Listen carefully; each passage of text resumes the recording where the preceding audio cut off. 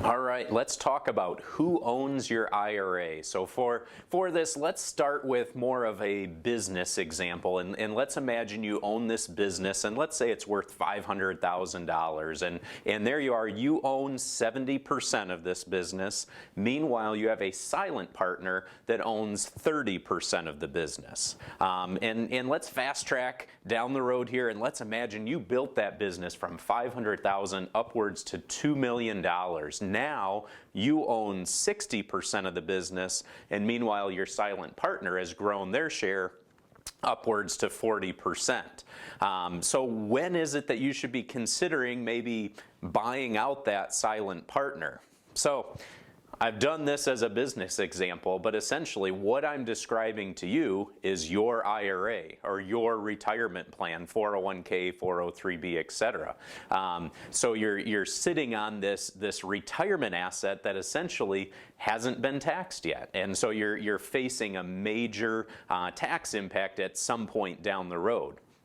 So you can't just go and say, hey, you know what, I'd like to cash out of my IRA. Let's use that $500,000 example and say, hey, give me that full $500,000. No, again, that's where the IRS, between your federal and state taxes, if you wanted that lump sum, you're going to have a heavy tax impact. So and the challenge with that you see is the bigger the number gets, the bigger the percentage your silent partner grows. So the good news is you have options. Have you ever potentially considered a Roth conversion? So a Roth conversion is where you take a taxable IRA and you look at converting some or all of it over to a Roth IRA. Now again, that would be a taxable event to transition that money from taxable to tax-free, but it's one that can be done over a period of a number of years. So you don't have to necessarily do it all at once, which typically doesn't make a lot of sense in a number of cases, but it can be done over a period of years.